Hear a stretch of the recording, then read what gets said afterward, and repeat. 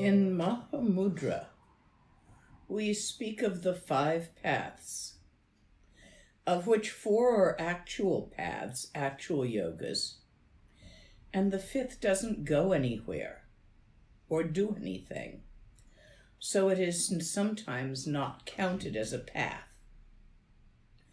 The first of these paths, Nyamjal, the yoga of the 4 paths, the first being Tsolam, path of accumulation. This is where you create enough gewa for the entire universe to be enlightened. This is where you perform actions such as reciting mantra, circumambulating things, volunteering in a soup kitchen, socializing cats at the SPCA, whatever you do, while you're doing it, be doing it for the sake of all life. By the word accumulating merits, you are not storing them for you in a place. You are not accumulating them. What you are doing is adding to the great accumulation of openness, of relaxation, of happy ease in the universe. And you need to have created enough of this for the happy accident of enlightenment. Because the final step can never be done on purpose. To try is counterproductive, for trying inevitably involves in trying to get what you want and get away from what you don't want. And this is what perpetuates the patterns of samsara. So before you can get beyond the creation of gewa, the accumulation, the addition to the accumulation of sonam, you have to actually do enough of that for it to work. You yourself must judge where you are in any given moment, and then realize that the very judging of this needs to be released. So in the beginning, there are things to be done, as well as in the middle. And by the end, you should be done doing them. The path of accumulation, when it is complete, tips over into the path of focus so that there is enough gewa, enough open relaxation for you to be able to hold still. And the path of focus, staying in one focus, one pointed meditation, which is shine. Not vipassana, not lakdong, not even shine without an object, although that is the transition from focus to openness. So you start with your pebble. And in Mahāmudrā, you stay with your pebble until you can actually relax with your pebble. If you cannot relax with your pebble, there's about 3 general categories of the ways you will respond to your pebble, depending on how much gewa you've accumulated in which direction and what your personality is. If you are entirely ADD and you can't focus on anything for more than a moment, this pebble's going to be hard. You might be more suitable for Dzögchen, which does not require your developing single-pointed focus first. I had a bugger of a time myself with the pebble. I have not been able to work with the pebble until much later in my path, when I found it to be utterly restful. See, the pebble ain't doing nothing. So you can just sit there and not do nothing either, together with the pebble.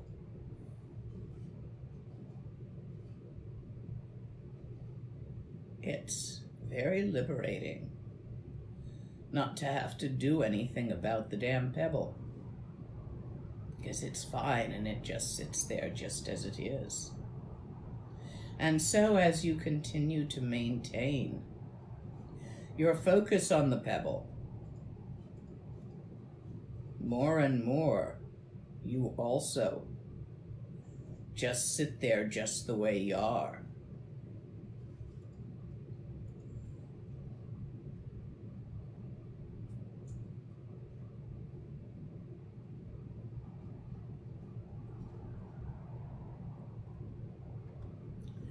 At some point,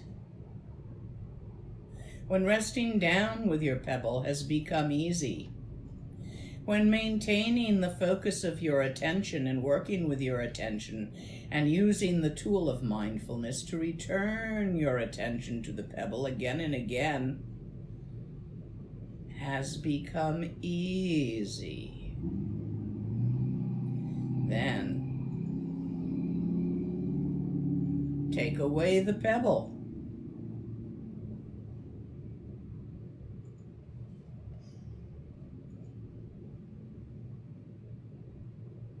Without the pebble, the stillness is there, but there is no thingness for it to depend on or focus on. There is no on left for the focus to be on. What remains is a relaxed focus, which is not on anything. And this is where focus and openness become the same, because it is an awake and precise openness. It is not a fuzzy, snoozy, drifty openness. It's as precise as your focus was on the pebble.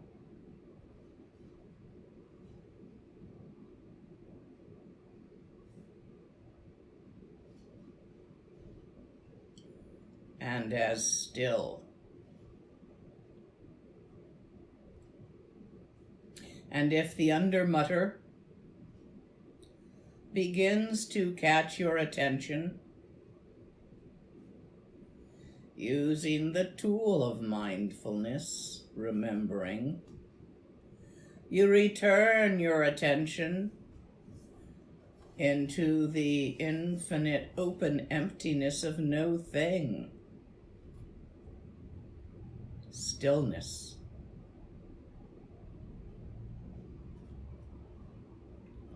With the pebble, nothing happened. Without the pebble, no thing. This is Shine, resting in stillness without an object. One practices this until it is easy. If questions are arising on these two steps, you may begin typing them in, and I will get to them in a little while. This is still path of focus, Zolam. Yoga of staying in one place.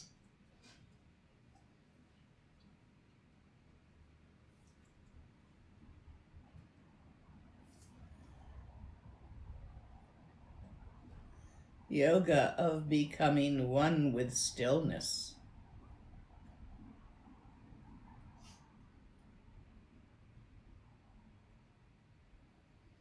But here there is a precise intelligence to the stillness, which is not engaged in anything.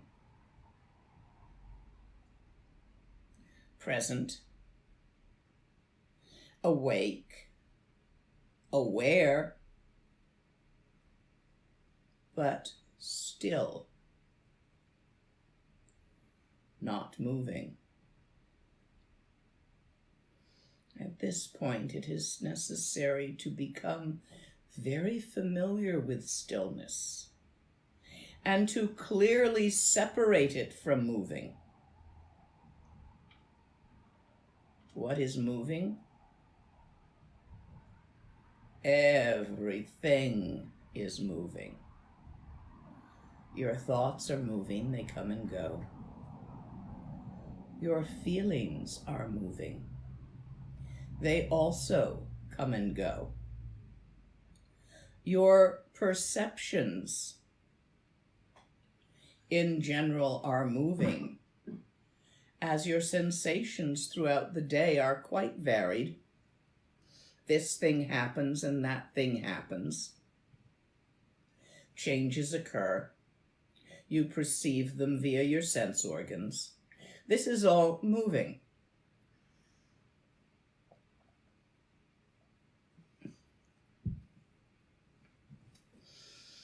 In Zolam, path of focus or staying in one, in the yoga of staying in one, Dzögchen, one thing yoga, which is known as Shine, resting in stillness, Shiva, peace, Ne, place, power place, place of energy.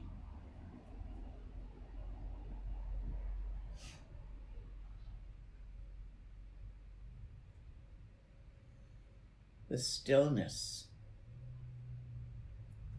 of no thing. Just stay there.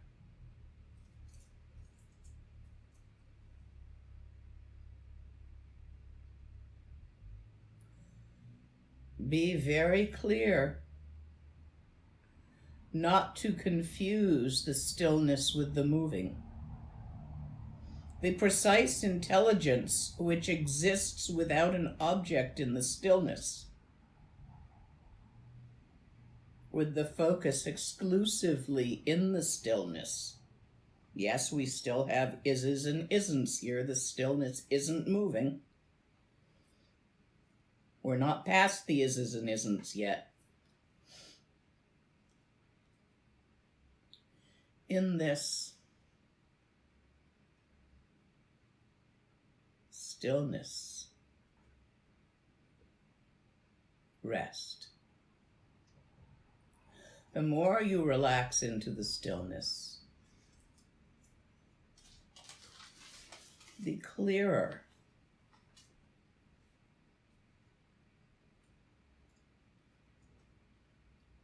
you experience it. Hold your attention. Intentionally keep your attention in the stillness and let the moving be. Don't try to stop the moving. Simply focus away from the moving and directly at the stillness. Doing this over time allows you to become very clear. What is the stillness? And what is the moving?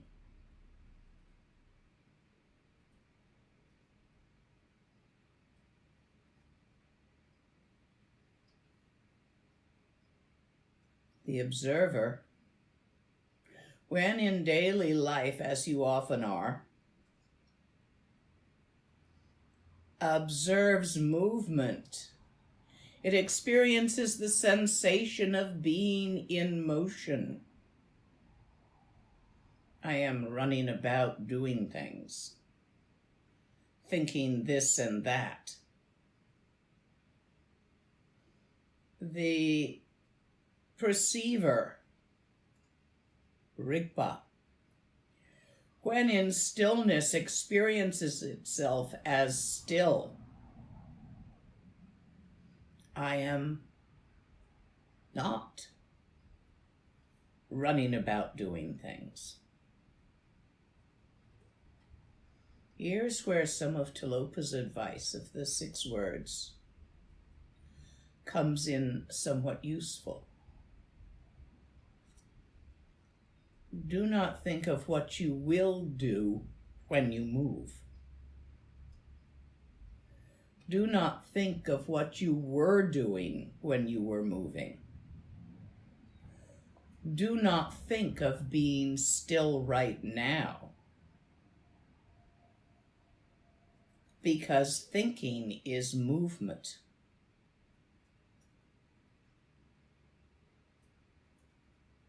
First, be still with the pebble. Allow it to support your stillness by its stillness. Second, remove the pebble and remain still. We do not go forward from this point until we no longer confuse the idea of stillness, which is a moving, and the stillness itself, in which all movement occurs.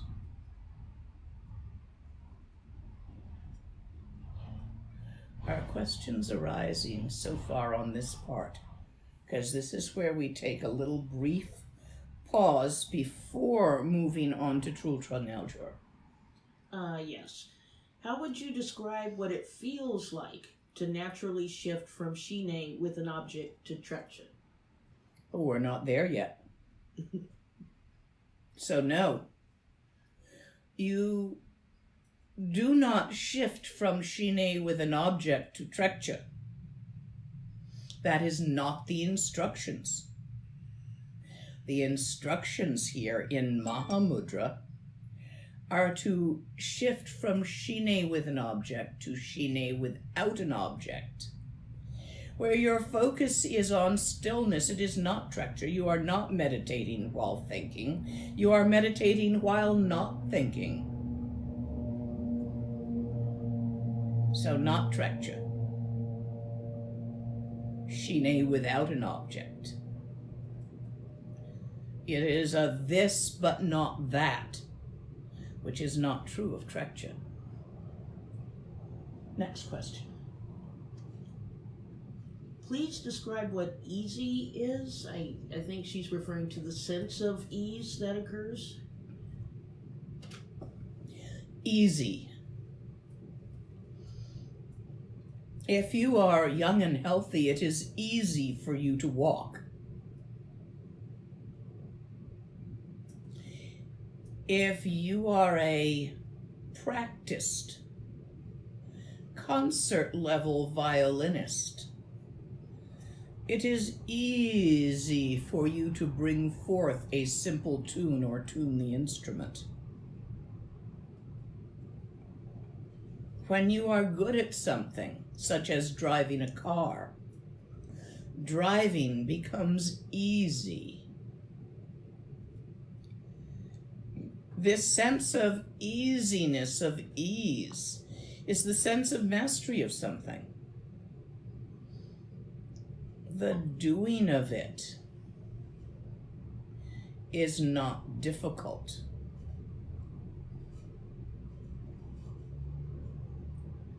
So if we try to relax in open awareness Dzögchen way with no or little gewa, how is relaxation possible? Well, it isn't. That's the problem. You won't manage that if you have not created enough gewa. Even to hear these teachings requires a certain amount of gewa. There's billions of people out there without this opportunity or inclination.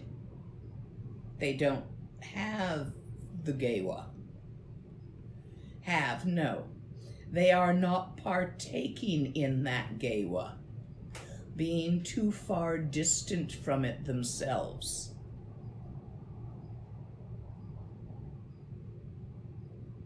even that is only a relative truth.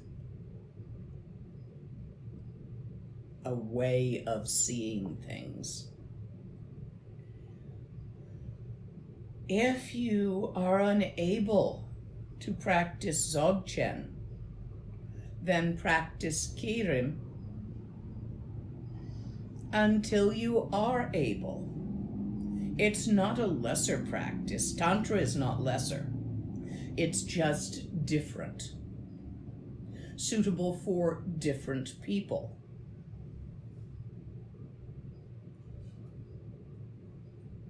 Next. During Shine without an object, should eyes go into panoramic mode, as in prelim Dzögchen? Is the silence of mind desirable at this stage as well? Silence of mind is desirable at this stage. Do not bother the eyes. Just relax them. Different instructions from Dzögchen.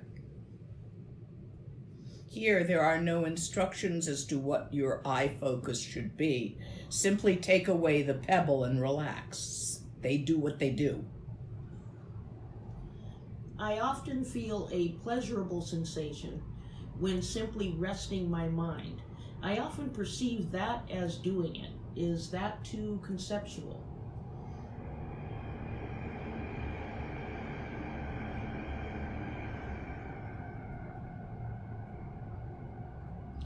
If while you're doing it, you are perceiving it and thinking it is doing it, that's the moving, not the stillness, because it's a thought. If you think that afterwards, not a problem, but if you think that during, you need to realize that that is not it. That is part of the moving, not the stillness, because it's a thought, and you don't always think it, but you think it sometimes.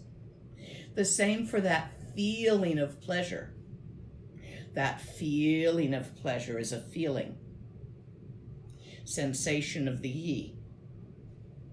It's moving. Continue to separate what is moving from what is stillness. Should we aim for deep Shine? For example, 4-hour sessions become effortless. That is wonderful if that is something that your lifestyle permits you to do and you are able to do. That is excellent. Not everyone has the opportunity to take 4 hours out of their life on a regular basis, or the ability, either physically, due to back issues, leg issues, chair issues, or emotionally, due to mental issues, to manage that. So if you can do that, go for it. But please do not beat yourself up if you can't. Is the goal of this type of Shine to develop the experience of feeling like a formless witness that observes all thoughts? No, it is not. The goal of this type of Shine is to become is to rest in stillness, not observing thoughts, but observing stillness as stillness.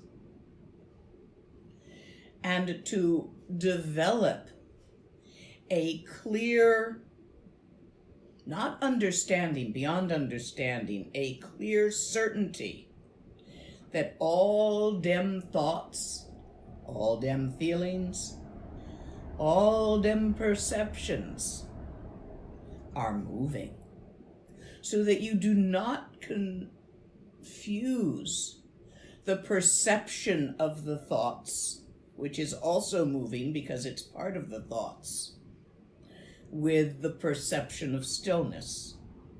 You do not confuse the idea of stillness, which comes and goes, with the stillness itself, which pervades the universe and in which all things come and go.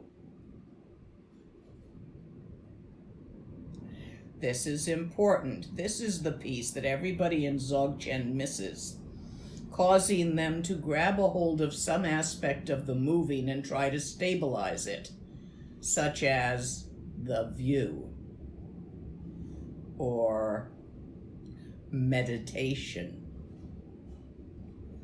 or the experience of open awareness, or the idea of infinity. That's where everybody trips up in Dzögchen, because it doesn't have this stage, this piece.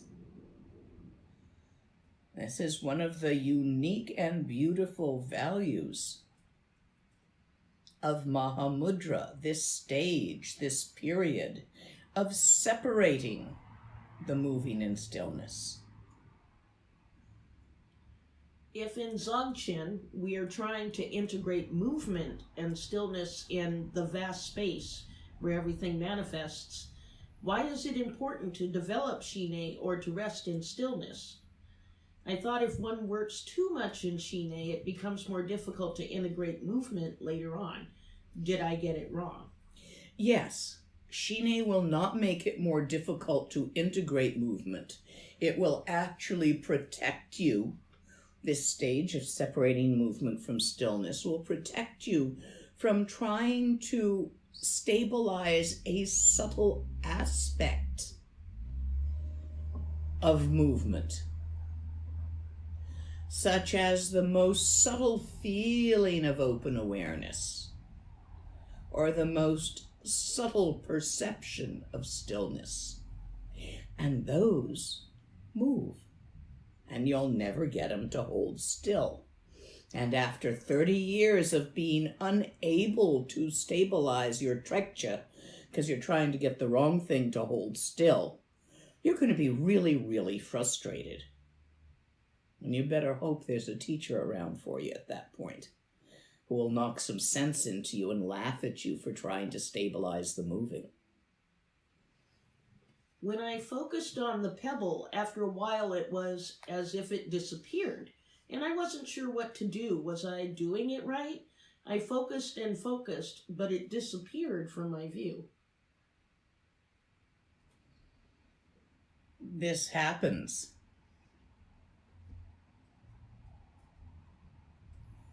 Also, for some people, the pebble turns a wide variety of colors, vanishes into nothingness. The molecules of it disperse and sparkle. Many, many things. These are the nyams of Shine. There are many visual sensations which happen while working with the pebble. Pay them no, never mind. Return your attention to the pebble. Some people, due to the amount of gewa they have, that's still wrong, have created, have put into the pot the amount of expansiveness that has caused to their interface, will simply sit there with the pebble, and as the pebble doesn't do anything, they will slowly slow down and not do anything either. Well, that's optimal, but very rare. Never happened to me. Most people will find that the pebble begins to do things. Just as if you were to place yourself in one of those sensory deprivation tanks, where the external reality ceased to entertain you, you would begin to see and hear things after a while. I don't know if any of you've had that experience. It's very interesting.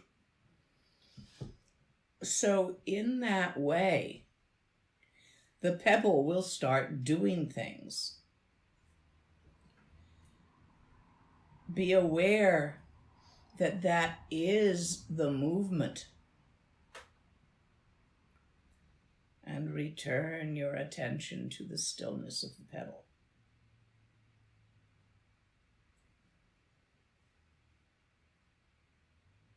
You will discover that you cannot, for many of you, at least in the beginning, that you cannot maintain a single focus of awareness.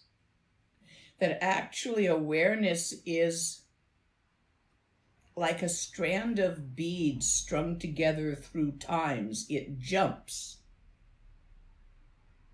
Like if you were to slow down a film really slow, that you could almost see each frame. Like when you flick through, when you've written things on, drawing a moving cartoon on pages and you flip through it and it seems to move, but there's a jerkiness. You're going to discover, because you're slowing down enough to perceive it, that jerkiness of perception. How each moment seems to arise as itself. And then there's this tiny little gap. And then the next moment. Each moment containing its own thought, feeling, and perception, each of which is subtly different from the previous one.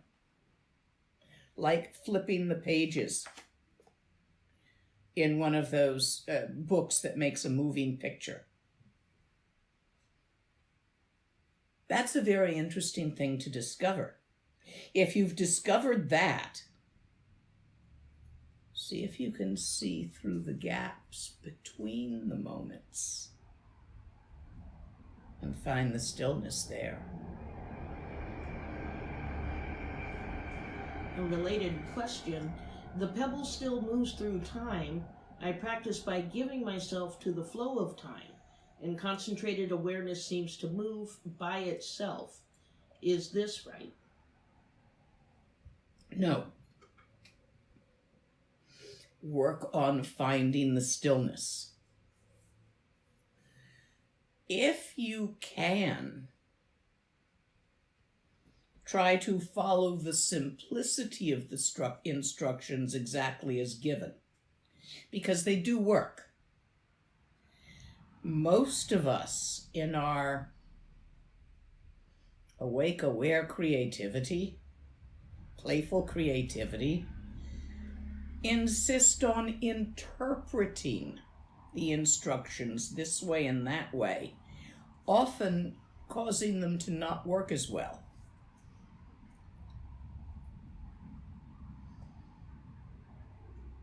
And this is a particularly Western thing to fall into. Tibetans having less investment in individuality, creativity, and their way of seeing intellectual endeavor involves memorization rather than creativity. They measure intelligence by how much you can memorize, not thinking independently. It's actually frowned on in many Asian cultures. Looking at the pebble, what arose was complexity. That is, the urgent desire of the mind to need complexity. Please comment. Yes, that's one of the things that arises. That's moving. Mind likes movement. It's accustomed to it. It's compulsively, habitually attached to it. It is obsessed with it. It's one of the things we're trying to get over. The innate obsessive compulsive disorder that we experience for complexity. You can see that in how you are following the instructions, which are very simple. How complex you are making them as you think about them. The pebble seemed to shake and vibrate. Was this me or the pebble? You.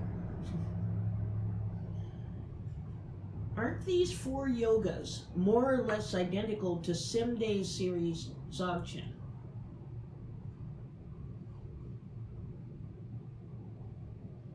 No.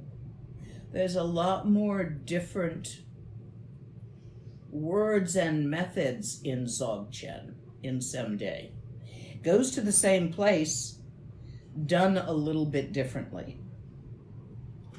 Would you say we are to be careful of looking too hard for the stillness?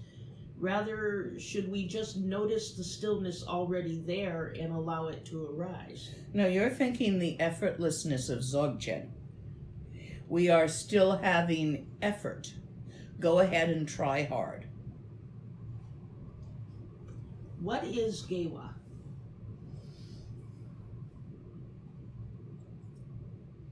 Yeah, another sticky wicket. Often translated as virtue, but really has nothing to do with whatever you think virtue is. Because in general, virtue has always been cultural. What makes a good person in a specific culture? A virtuous woman was always one who was not promiscuous. It's got nothing to do with that. A virtuous Swede participates in caring for others. A virtuous Dutchman is practical and careful about how they appear to the neighbors, not wanting to stand out or cause alarm or stress. Nothing to do with any of those concepts.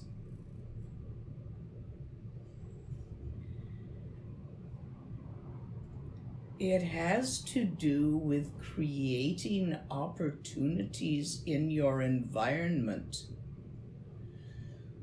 for happiness, sensations of safety, sensations of happiness, sensations of satisfaction, all of which lead to sensations of relaxation, which leads towards open awareness and the ability to find a crack in the obsessive-compulsive busyness and complexity that we insist on creating. By creating these gaps in stress for those around us, this also creates gaps in stress for ourselves, and this proliferates, just as is true in the opposite, digpa, creating stress in one's environment, fighting with people, scolding people, telling people what they're doing wrong,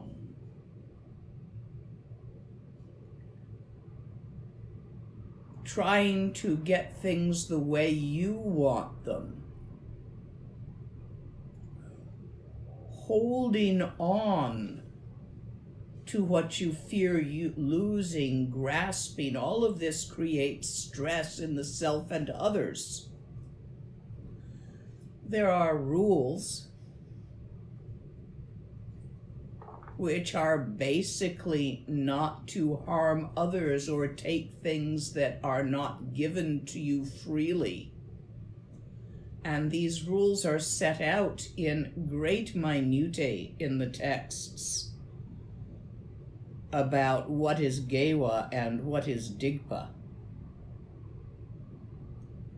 And yes, the rules are set out for a certain culture, which has certain tendencies.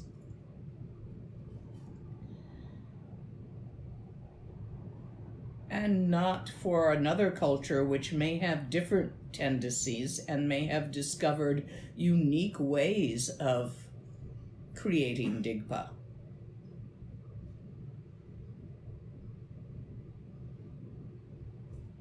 It is the description of how karma works in the energy pattern how stress acts on your energy channels the same way that damp weather acts on frizzy hair. Frizzes it. Makes it stick out in all directions unmanageably and kinky.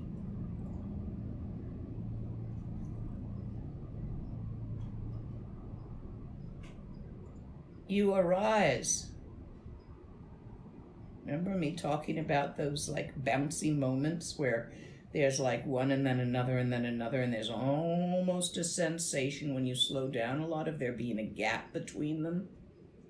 Like you ran the film slow enough that you could see between the individual slides.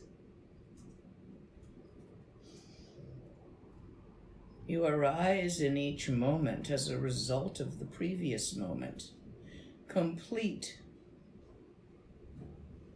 in your karma. Gewa and Digpa are words describing the actions which create karma. Actions have three aspects: motivation, deed, and object of the deed. And the interaction of these three objects determines just how much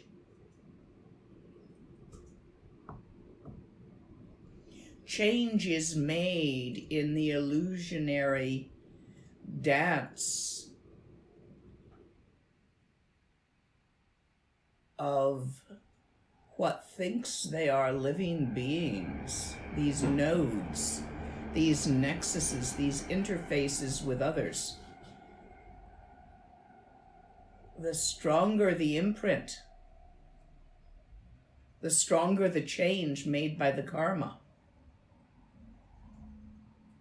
How strong? The more recent and the stronger tends to actualize first. Since you hold infinite amounts of karma, as you are an infinite living being, you may never get around to experiencing all of it. But then again, you have already lived in infinite time and have experienced all of it and created more out of it. And there is no end to that within the realms of the moving. It is simply a description of how the moving moves, so that you can manage to steer a little bit.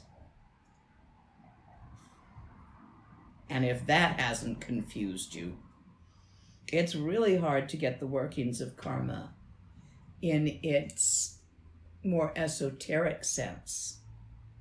But think of it, Gewa and Digpa, as things that have been described and set out so that you can steer a little bit through time and space, the direction of change of the formation that thinks it's you as it interacts with all those other formations that think they're them, and the stuff that you and them are making up. So that by the practice of Gewa, a more enjoyable result, and by the practice of Digpa, a less enjoyable result, are caused as you move through time.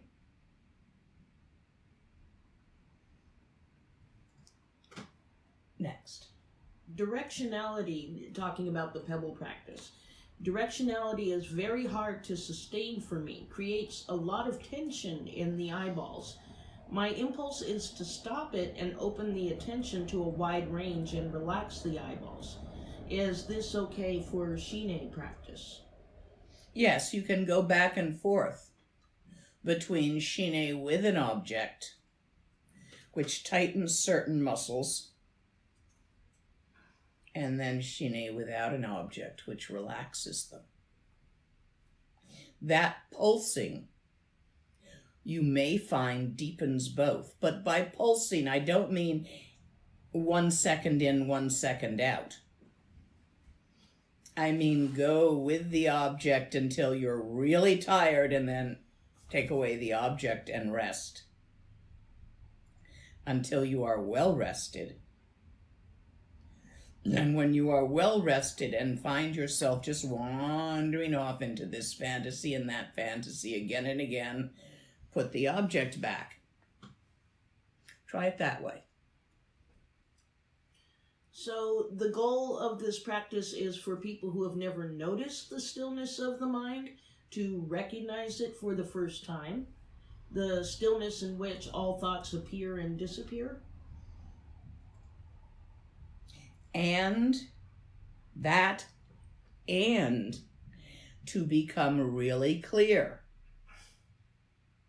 by their own experience and not by hearsay, what is stillness and what is not, so that you no longer are confusing the idea of stillness with stillness, because the idea of stillness is moving, it comes and goes.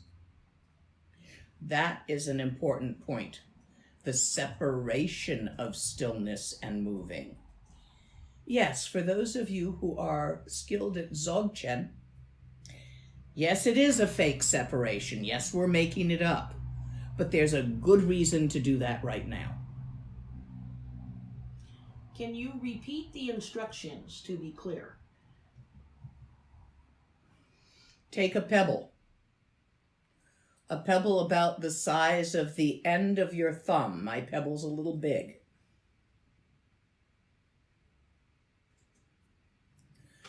Place it where your eyes naturally fall. Sit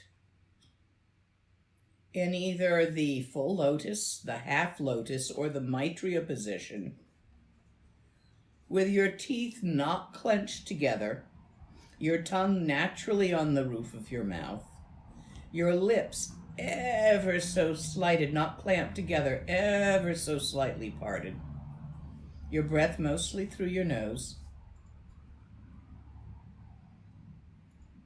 your musculature relaxed,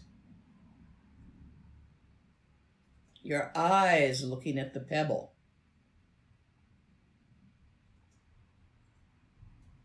your mind focused on the pebble.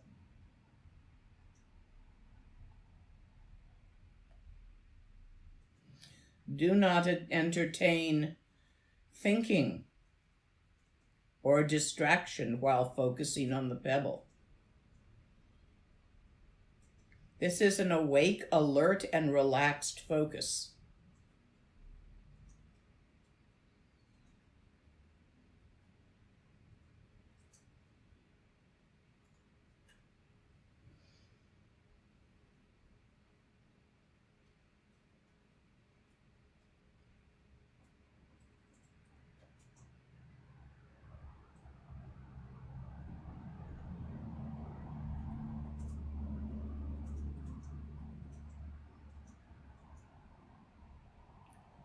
Just that, rest down with the pebble.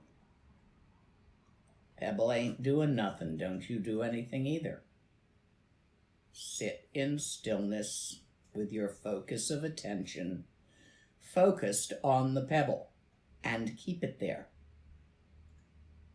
Those are the instructions for Shine with an object.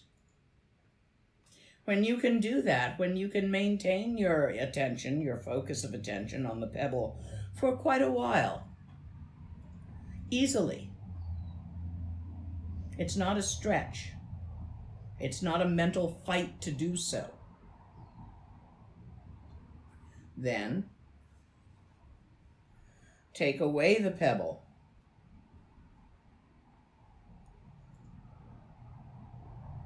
Don't do anything in particular with your eyes.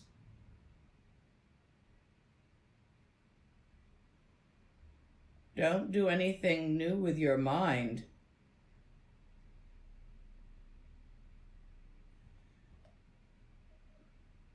Except let go of the object while the attention remains stable. Do not be distracted.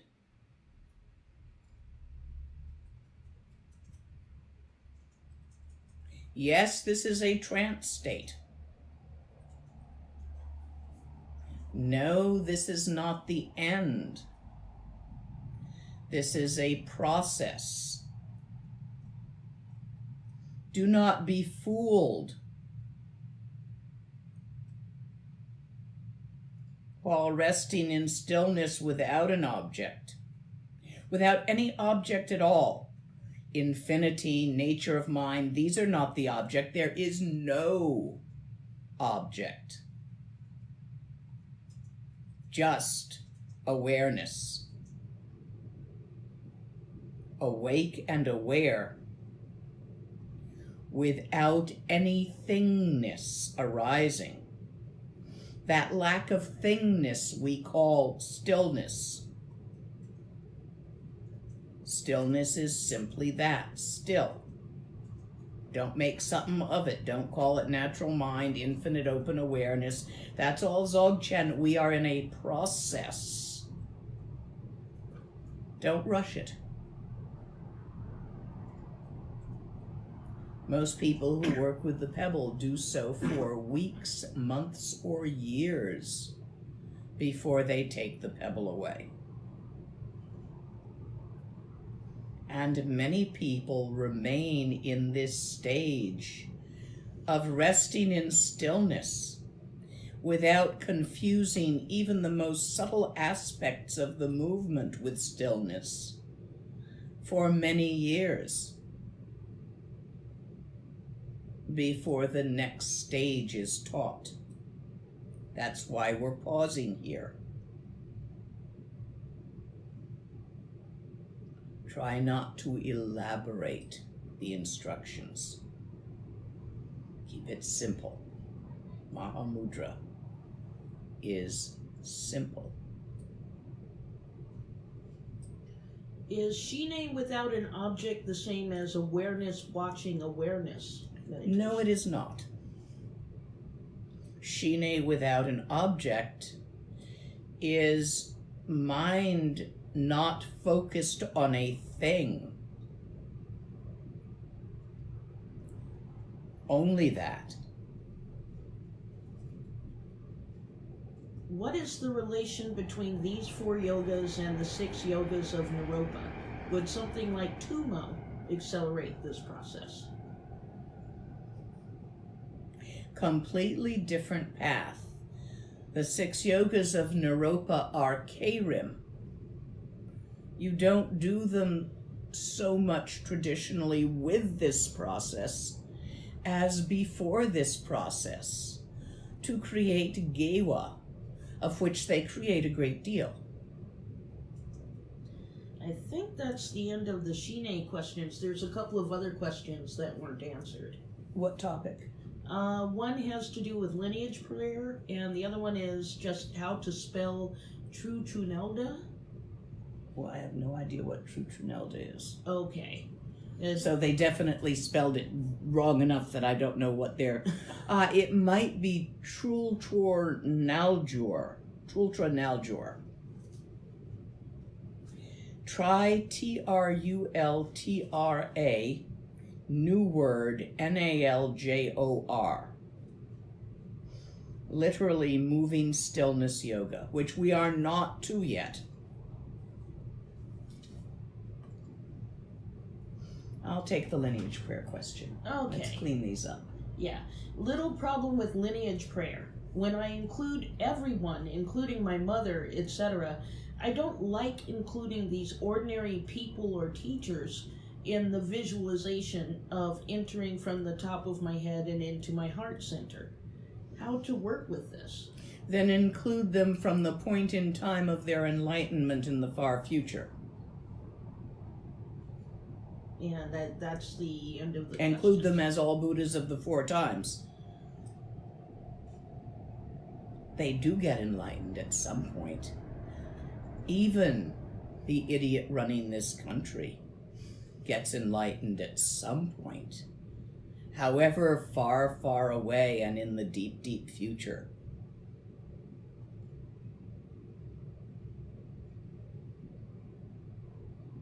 Or who knows, maybe one of you will go rescue him next life. I don't think he'd like to be rescued this life.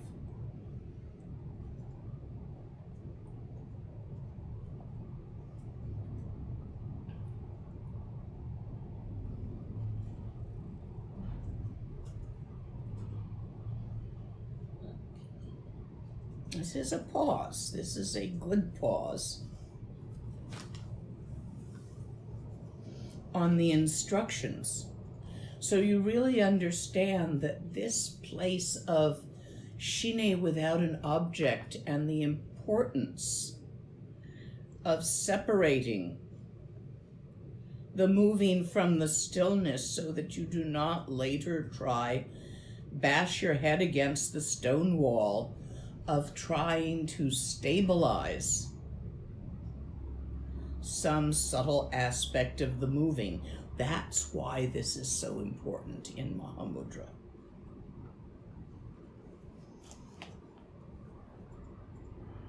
For a little while, back to Tilopa. If questions arise to you within what we have covered so far, go ahead and type them or just listen.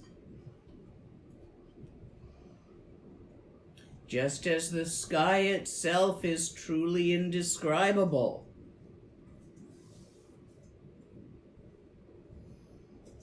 so like this, all your accomplishments, your doing, your acquisitions, they're only a word. They have no foundation. Every realization you acquire,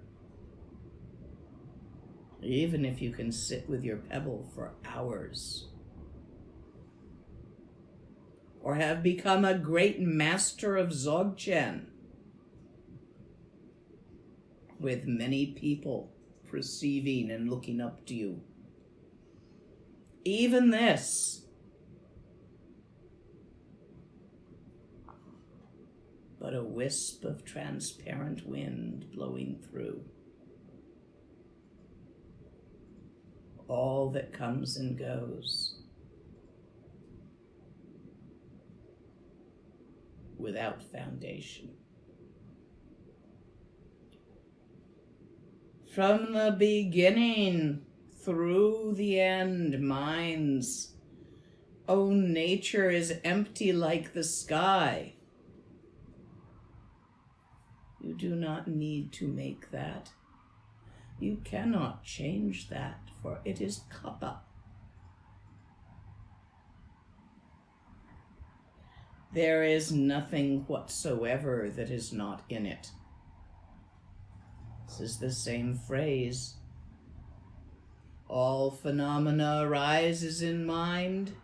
There is no phenomena that does not arise in mind. Quote from Shakbar, Out of Flight of the Garuda.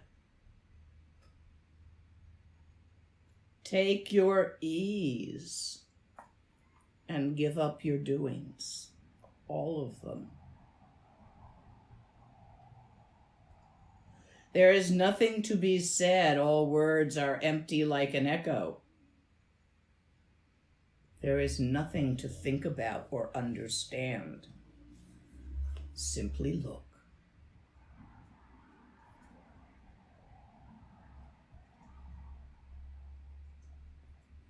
Unborn, undying. Unmade, uncreated, undestroyed. The one no thing that you may rely upon.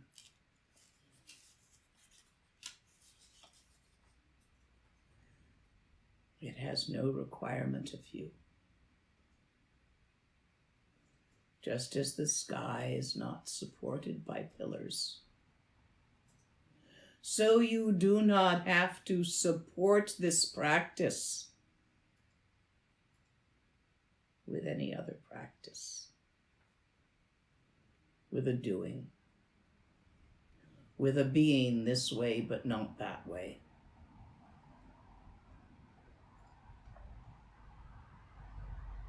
innately unfuck-upable.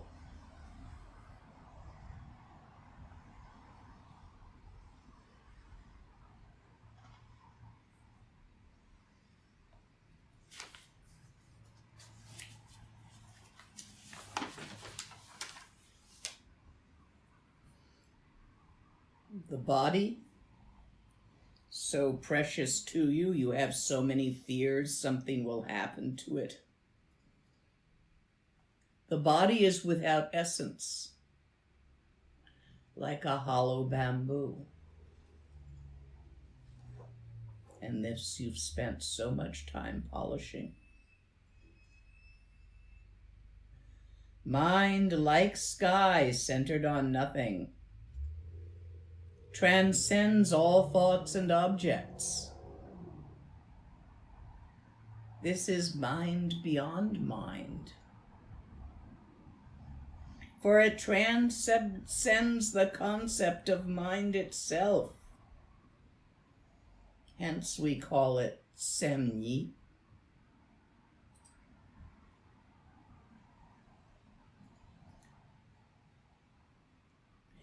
Even this very state itself, this intrinsic natural awareness, let go.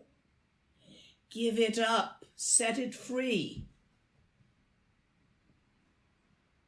Don't grab enlightenment. Don't shove it. Don't grab it. Even the highest state of meditation, of non-meditation. No grabsies. If you cannot leave it be, you will make something of it. If you make something of it, you will distort it. If you distort it, you create karma, for you have done a thing. Just don't. Let go.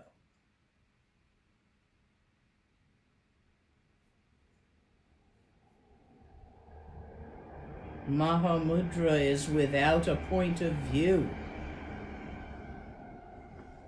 This is why Lama Yeshe used to laugh so hard whenever we asked him what was Lama's point of view.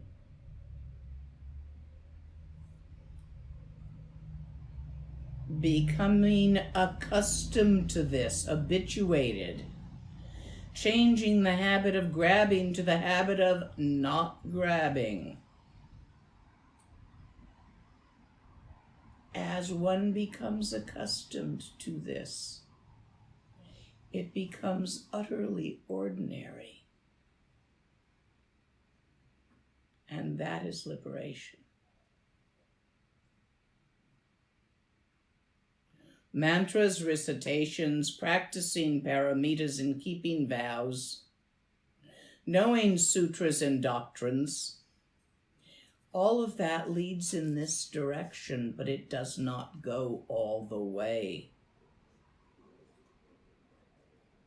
Nice, useful practices for a beginner, but even that, as Saraha said, even the jewel ornament of the Dharma is no more real than any of these. Let go.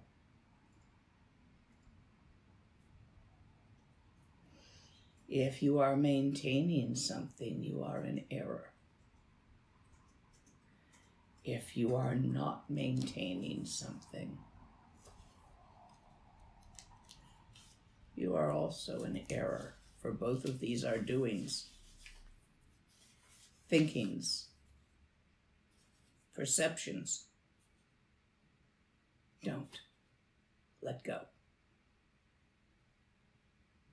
The limitless accomplishment is simply to recognize your own nature.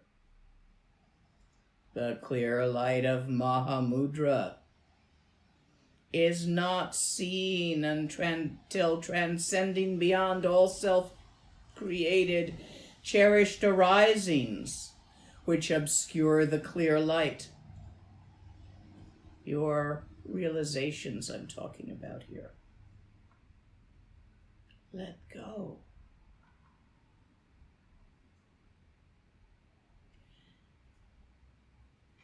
Can the true purpose of the Samya vow be understood only by this letting go?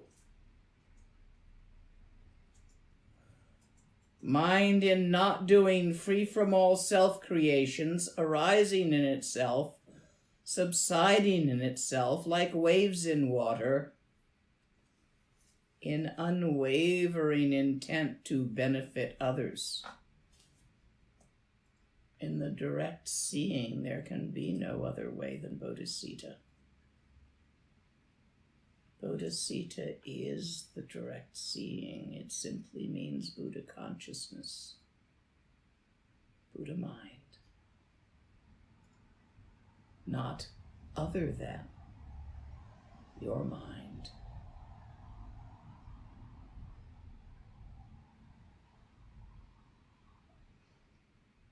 Open-minded samaya, kept like a lamp burning in darkness, free from all dogmas.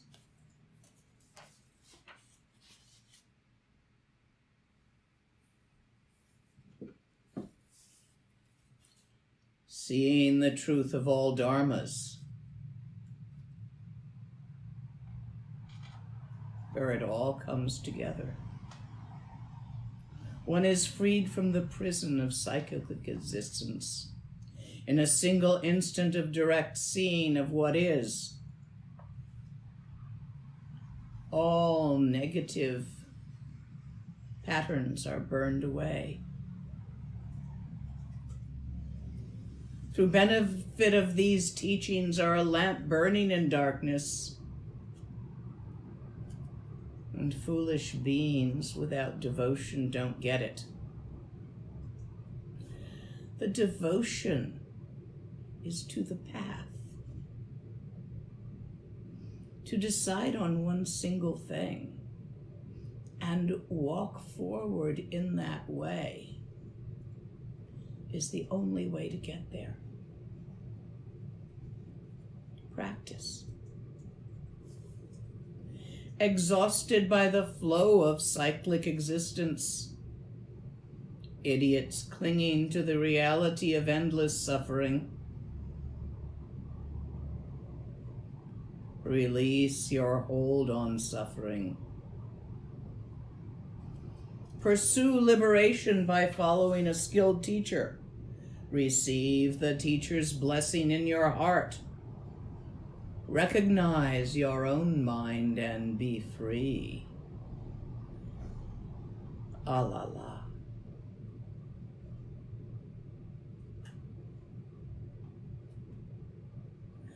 The cause of pointless suffering, of cycles of existence,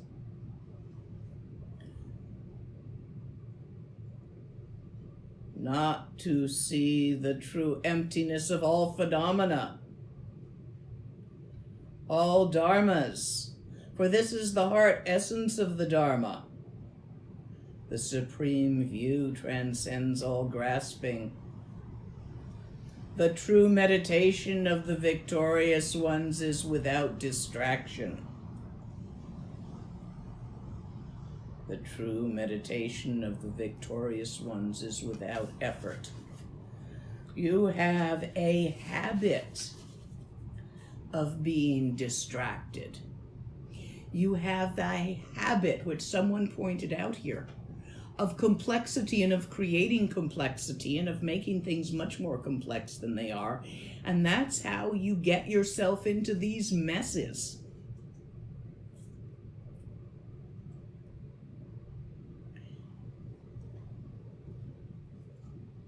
So you need to change that. Why we has a pebble. You need to change that to a different habit. How do you change habits? First, you decide to change that habit. And then you practice changing that habit until finally, over time, you have changed that habit and have a different habit. This is the same thing. You're trying to learn to not elaborate it all, not make up stories about everything and their brother, to change your habit of making it complex and then suffering it.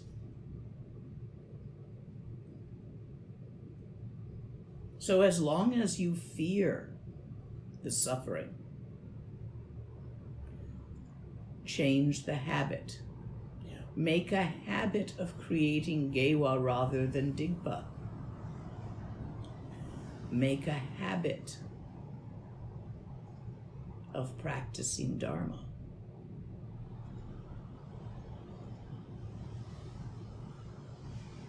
This is part of Keirim, path of doing. And in the teachings there, we are still in path of doing. Here, Tilopa is talking about the end game, the end of doing. This inspires, whereas the how-to instructs. Take this as it is, as inspiration, as description of where we are going while we are going. On your way to a picnic spot on the mountain, and someone describes how nice it will be with the wild blackberries and a shade tree if one feels too hot, and a spring with fresh pure water. That's what I'm doing here. Describing where we're getting to. But even in your beginning practice, there are some important points that pervade all practice, such as if you get something out of it, don't grab it.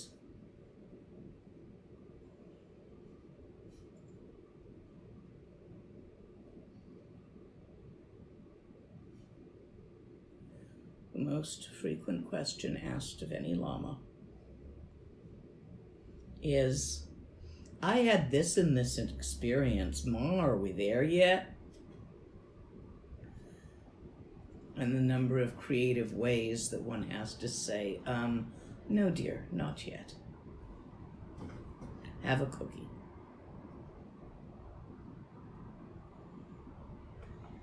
If one is without hope and fear, results occur. Yes, beginning practice, one fears one's own insanity. One fears the suffering of samsara. But once you have truly taken refuge, which dissolves these fears, proceed without grabbing each little tiny bit of safety that becomes available. If one is without hopes and fear, results occur. Recognize all objects, all arisings as the clarity of the true nature of your mind.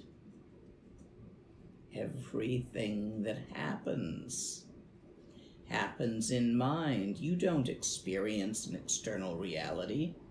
You experience your interpretation of an external reality, which may or may not even be there. Nobody's sure, because no two people have ever seen the same one. It's a Madhyamika debate. Madhyamika often talk about two realities: absolute reality and relative reality. But nobody's really sure there actually is an objective relative reality, because no two people have ever seen the same relative reality. and interpreted experiences and sensations the same way, it is acknowledged that there is group karma. So certain groups, such as Homo sapiens, will for the most part experience things a certain way.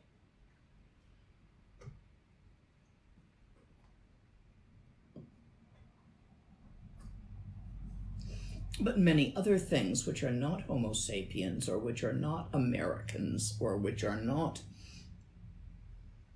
Afro-Americans, or which are not Asian Americans, or which are not citizens. I'm talking in America, the number of different experiences of our culture had by different subgroups. Nobody sees the same thing.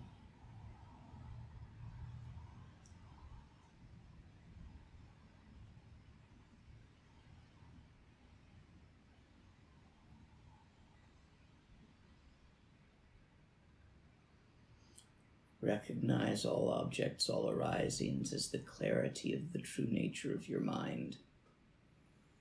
Wander the pathless path of the Buddha to its end. The highest meditation transcends all objects of meditation.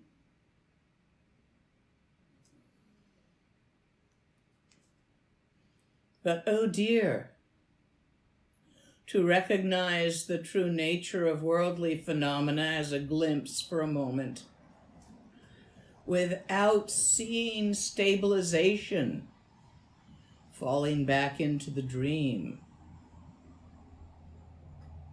due to clinging and habit. There is no point in clinging to things in a dream. Grieve not for the dream world, let it go, move on. The objects of cyclic existence, all your objects of love and hate, all of it, let go. Alone in the wild lands of forests and mountains, find a solitary place to practice. Meditate by resting in not doing.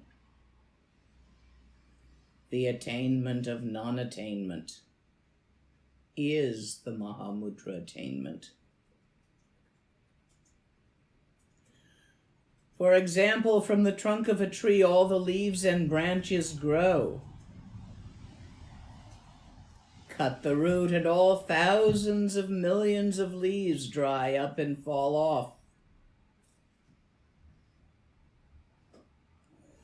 Like that, to cut the root of mind-land, mind-made phenomena. All cyclic existence drops away. Eons of gathered darkness is dispersed in the moment of lighting a lamp. And all the beings, the perceivers with their habitual tendencies of perception,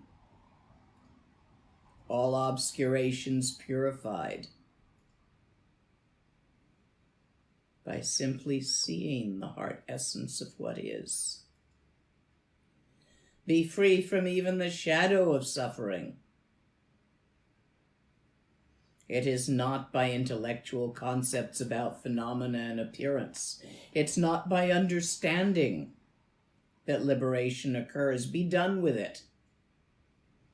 It's just another complexity. The victorious ones transcend the limits of all philosophical points of view. The supreme meditation of the victorious ones is without limits of beginning or end. Fully embrace the impartial non-action of the supreme Buddhas. Do not grab and shove at stuff.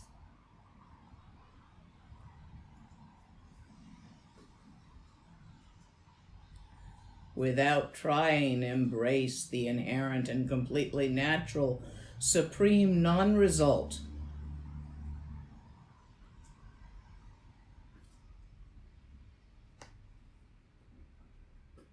Relax. Let go. Leave be.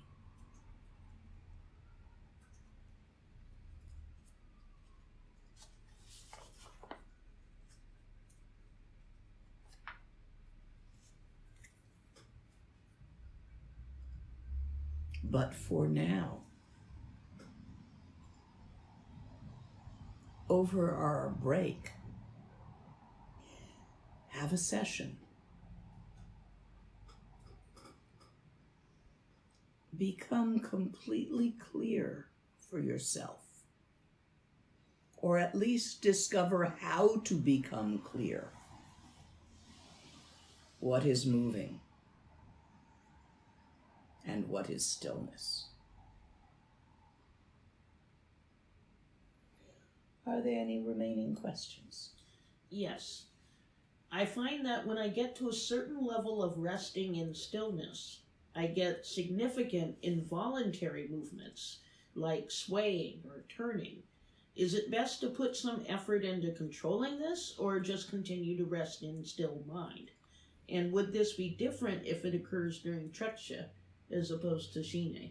Yes, it would be different. I'm starting at that end. If it occurs during treksha, allow it to happen. It'll pass like everything else. It's part, it's just moving through. It's your body releasing tensions.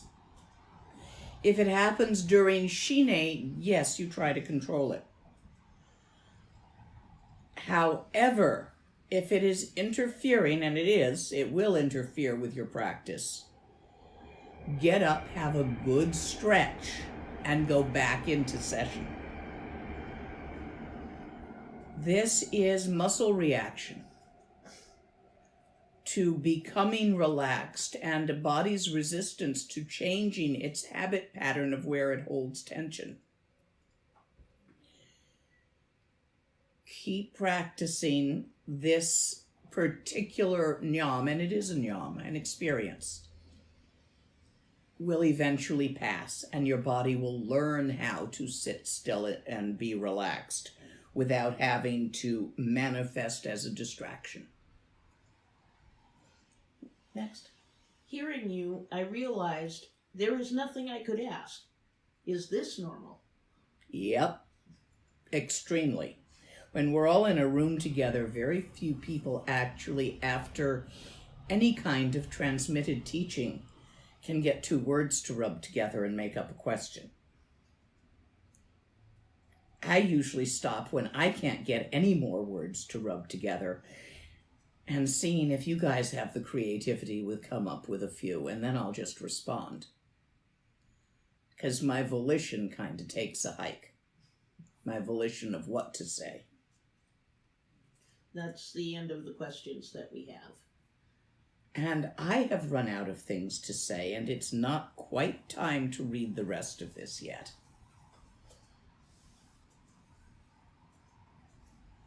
So let's take our break for lunch. I am coming back at 2 p.m. Pacific Standard Time. Which will be 3 Which Mountain. is 3 at Mountain Time. I hope you will all be able to join me, where we will finally get past shine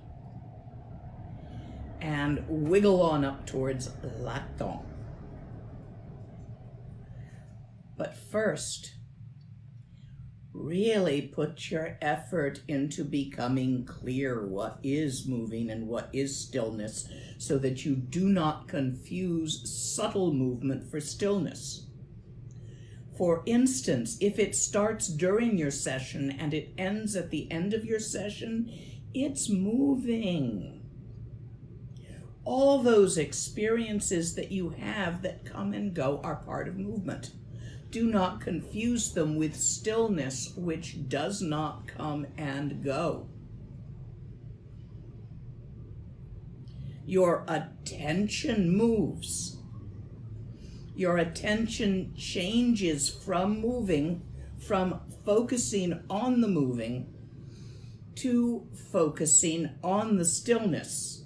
But we still have three things: the awareness that focuses, the stillness which it is focusing on, and the moving which it is not focusing on. And that's where we've left it.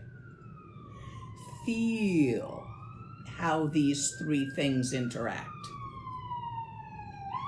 Don't put a lot of words on it. Just feel it a little bit. We want a really clear understanding of how the separation between these three things works, how we separate them. And we need that clear understanding before we bring them back together again. So that's your homework for the lunch break. Nge wandi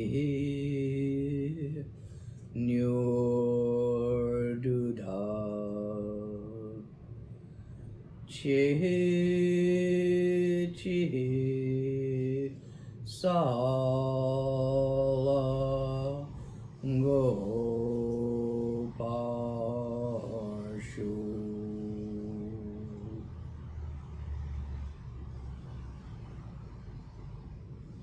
We are complete.